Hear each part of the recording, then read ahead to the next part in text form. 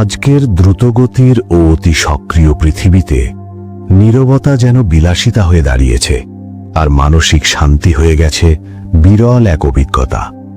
অথচ আমাদের প্রত্যেকের ভেতরেই লুকিয়ে আছে শান্তি, স্বচ্ছতা এবং অসীম সৃজনশীল শক্তির এক অমলিন উৎস।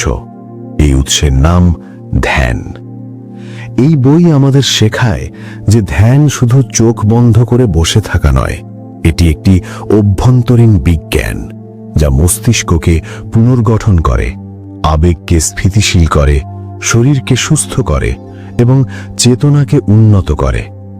ধ্যানের যাত্রা শুরু হয় স্থিরতা দিয়ে। স্থির থাকা মানে কিছু না করা নয়, বরং সচেতনভাবে উপস্থিত থাকা।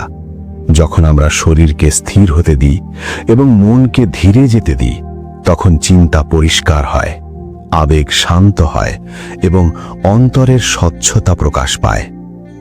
এরপর আসে শ্বাস, যা শরীর ও মনের মধ্যে সেতুর কাজ করে। সচেতন শ্বাস আমাদের বর্তমান মুহূর্তে ফিরিয়ে আনে। ধীর ও গভীর শ্বাস শুধু মনকে শান্ত করে না, বরং হৃৎস্পন্দন, আবেগ এবং স্ট্রেসের মাত্রাও নিয়ন্ত্রণ করে। ধ্যানের প্রথম দৃশ্যমান উপহার হল একাগ্রতা। নিয়মিত অনুশীলনের মাধ্যমে মন বারবার একটি বিন্দুতে ফিরে আসতে শেখে। এই প্রক্রিয়া মস্তিষ্ককে শক্তিশালী করে, সিদ্ধান্ত গ্রহণ উন্নত করে এবং জীবনের প্রতিটি ক্ষেত্রে কর্মদক্ষতা বাড়ায়। পরবর্তী ধাপে ধ্যান আমাদের আবেগীয় ভারসাম্য শেখায়। আমরা বুঝতে শুরু করি প্রতিক্রিয়া দেওয়ার আগে একটি ছোট্ট বিরতি আছে, সেই বিরতিতেই রয়েছে স্বাধীনতা। ধ্যান আমাদের প্রতিক্রিয়াশীল মানুষ থেকে সচেতনভাবে উত্তরদায়ী মানুষে রূপান্তরিত করে। ধ্যান শরীরকেও সুস্থ করে। যখন মন শান্ত হয়, শরীর লড়াই বা পালাও অবস্থা থেকে বেরিয়ে এসে বিশ্রাম ও পুনর্গঠন অবস্থায় প্রবেশ করে। এতে রোগ প্রতিরোধ ক্ষমতা বাড়ে, ঘুম উন্নত হয় এবং শরীর স্বাভাবিকভাবে নিজেকে নিরাময় করতে শুরু করে। এই বই আরও দেখায় যে মন ও শরীর গভীরভাবে সংযুক্ত। আমাদের চিন্তা সরাসরি শরীরকে প্রভাবিত করে।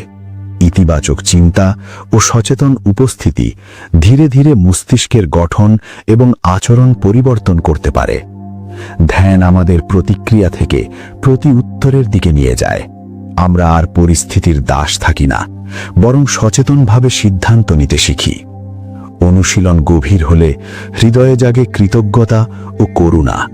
আমরা জীবনের ছোট বিষয়গুলোকেও মূল্য দিতে শুরু করি এবং অন্যদের প্রতি সহানুভূতিশীল হয়ে উঠি। এতে সম্পর্ক উন্নত হয় এবং অন্তরের শান্তি স্থায়ী হয়। ধ্যান সৃজনশীল বুদ্ধিকেও জাগিয়ে তোলে।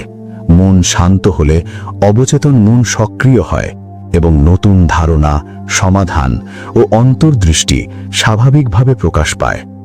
অনেক বড় আবিষ্কার ও উদ্ভাবন এসেছে এমন নীরব মুহূর্ত থেকেই।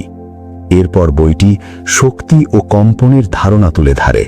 আমাদের চিন্তা ও আবেগ একটি নির্দিষ্ট শক্তি বা কম্পন সৃষ্টি করে। ধ্যান সেই শক্তিকে উচ্চতর স্তরে উন্নীত করে, যার ফলে আমরা আরও ইতিবাচক ও সমন্বিত অভিজ্ঞতা আকর্ষণ করি। ধ্যান সাকারের শক্তিও তৈরি করে। যখন চিন্তা, অনুভূতি ও বিশ্বাস একসাথে কাজ করে, তখন আমরা আমাদের কাঙ্ক্ষিত বাস্তবতার দিকে এগোতে শুরু করি। সচেতন কল্পনা ও কৃতজ্ঞতা মনের গভীরে নতুন সম্ভাবনার বীজ রোপণ করে। ধীরে ধীরে ধ্যান শুধু বসে থাকার অনুশীলন থাকে না, এটি জীবনের অংশ হয়ে যায়। হাঁটা, খাওয়া, কথা বলা সবকিছুই সচেতনতার মাধ্যমে ধ্যান হয়ে উঠতে পারে। অবশেষে ধ্যান আমাদের শেখায় যে প্রযুক্তি বা পদ্ধতি শেষ লক্ষ্য নয়। প্রকৃত ধ্যান হল অস্তিত্বের অবস্থা, যেখানে কোনো চেষ্টা নেই, শুধু উপস্থিত থাকা আছে। শেষ পর্যায়ে ধ্যান একটি জীবনধারায় রূপ নেয়। সাফল্য অহংকার বাড়ায় না, ব্যর্থতা মন ভাঙে না। মানুষ স্থিরতা, কৃতজ্ঞতা এবং অন্তর্গত শক্তি নিয়ে জীবনকে গ্রহণ করতে শেখে।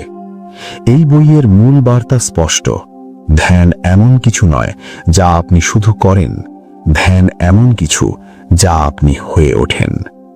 ধ্যানের যাত্রা কখনো শেষ হয় না, কিন্তু প্রতিটি সচেতন পদক্ষেপ আপনাকে আপনার প্রকৃত সত্তার কাছাকাছি নিয়ে যায়। আর সেই সত্তার সন্ধানেই লুকিয়ে আছে সীমাহীন শান্তি, শক্তি এবং অনন্ত সম্ভাবনা।